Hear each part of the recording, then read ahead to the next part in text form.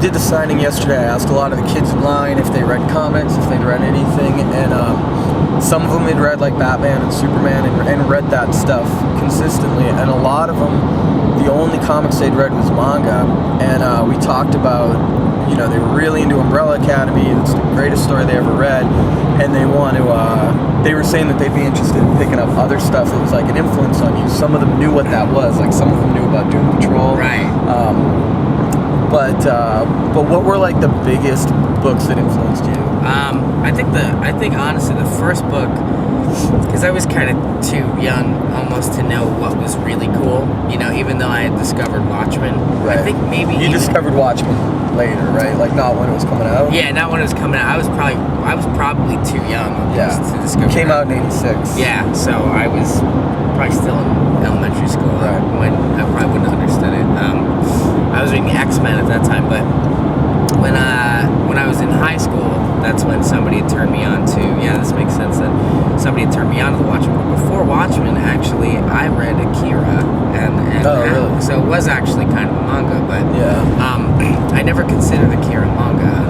Well, it was coming out from Marvel probably at the time. Epic was putting it out, yeah. And, it really impacted me. Katsuhiro Otomo, the way he told the stories, and just, the fact that he killed one of the main characters in issue 6. I remember going like, wow, Don't give that away, though. Oh, yeah. Spoiler alert. One of the people that we were talking about, this young Japanese girl that we were talking to at Forbidden Planet yesterday, she was talking about manga a lot, and I asked her if she could kind of see that influence. And I think there's like a superficial, like a visual influence from manga on Umbrella Academy. In some weird way. Well, there's certain specific people I like. Like, I love Otomo. I think he's probably one of the biggest influences to me. Otomo would do these nurseries that were insane looking with giant elephants and rainbows and stars painted on the wall. And that's kind of how I see the world in comics. Yeah, Otomo would have like a kind of surrealistic touches in a story that was meant to be sort of straight science fiction. Right. And there'd be a lot of gritty, serious apartment building type motorcycle chasing and dirty cities, and then you'd get these really surreal moments of like nurseries for psychic children, and and it was pretty amazing. He actually, in a weird way, kind of turned me on to Mobius in European comics. Oh yeah, totally. And so it made the leap from that to that. Before even getting into Watchmen, I was into like Japanese and European comics. So I'd say that connection between Otomo and Mobius, if anything, and European comics is kind of the connection in Umbrella Academy. And then Doom Patrol, getting that was like, it was like almost like this is the other part of comics now. Like this is now, like if you've gotten through Watchmen and Dark Knight, right? Like this is what people are doing now. Like, and this is the crazy experimental stuff that people are doing. So when you talk about Doom Patrol, you're talking about Grant Morrison's run on Doom Patrol. Specifically, the Grant Morrison run on Doom Patrol. Yeah. So what other like big like artistic influences do you have from comics? Other books? Well, Mike Mignola, obviously very big one.